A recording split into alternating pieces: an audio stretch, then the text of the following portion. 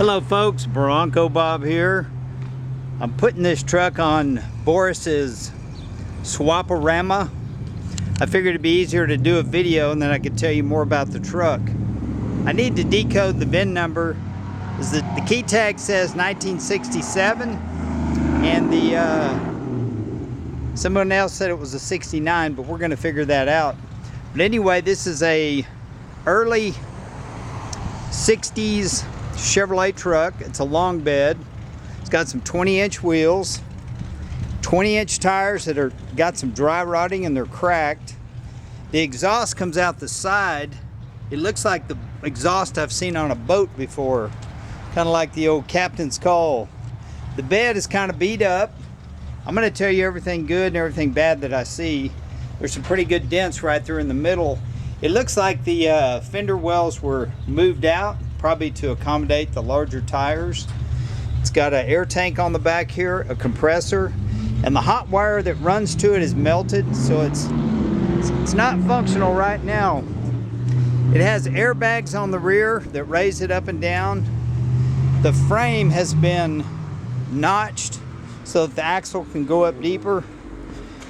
But this is not Boris's work. This is a couple of hillbillies from Texas that probably did this one.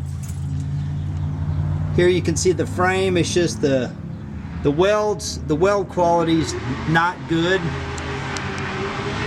It looks like it was stick welded. It's got drum brakes, front and rear. The paint job is okay from about 20 feet, but you get up close, it's kind of rough.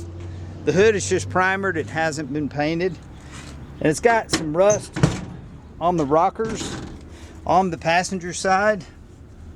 You can see right there. The seats, I don't know what they're out of, but they're not original.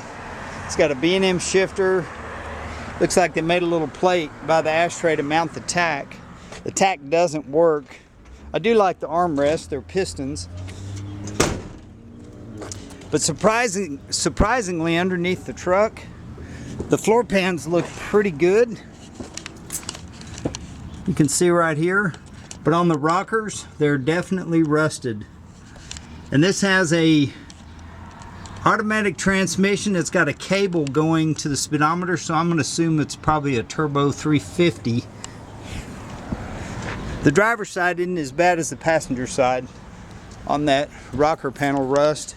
Under the hood, it's got a nice motor. It's a 5.3 liter LS motor. And you could probably get Dyno Dick to help you get it really running good. It actually starts good and sounds good. They've converted it to a carburetor. So if Dyno Dick tells you you need bigger injectors, well, maybe he can shoot a video and talk about it. Apparently it had a heater at one time. It doesn't have a heater anymore. You can see it's blocked off. It does have a nice aluminum radiator and an electric fan, aluminum heads, aluminum intake. Looks like a pretty new power brake booster. It actually sounds really good. But this truck, somebody needs to decide what direction to take it, because it's got bags in the rear. The springs are cut on the front. Looks like the original tailgate. Got some dents in the tailgate. And you can see some green paint underneath the white paint. And then on the cab, you see blue paint underneath. You see the blue paint right there underneath the cab. Well, let's start it up. I like how they mounted the gauges. Voltmeter's tilted to the left a little. The water is tilted to the right. The oil pressure's pretty straight.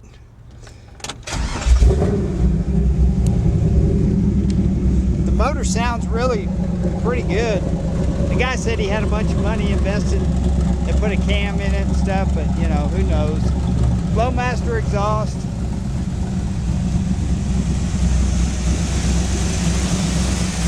Of course, LS motors will run for a long time. Maybe not in a carbureted variation. It's got a little Edelbrock LS1 timing module to ignite the coils. But there you have it.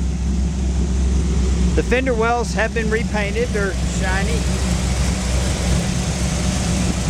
The best part about this truck is under the hood.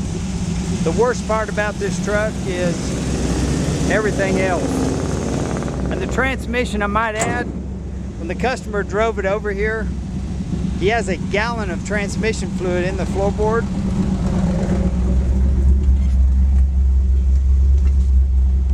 Right here. Just in case, because it's leaking really bad. I put a piece of cardboard underneath it. It looks like it's leaking out of the rear tail shaft. So I don't know if it just needs a seal or rebuild or what. So the air ride is not hooked up because this wire right here, the power wire that goes to the back, that goes to the switch, it's been unplugged. But under the hood you can see where it goes to the battery and it's melted. It needs a relay on it. But if you're looking for an early body style Chevy, maybe you want to take it apart, redo the welding in the rear, put the correct A-arms on the front, put a good overdrive transmission in it, put a good paint job on it, this could be a real good start for the money. But we're a motorcycle dealer and it was traded in on a motorcycle. And I've sold one vehicle so far on the Swap-A-Rama. I thought this would make a good Swap-A-Rama truck. But you can call me, my name's Bronco Bob, and I'll answer any questions I can. The truck is what it is. It's a 20-footer. Give us a call. Hope you have a great day. Thanks a lot.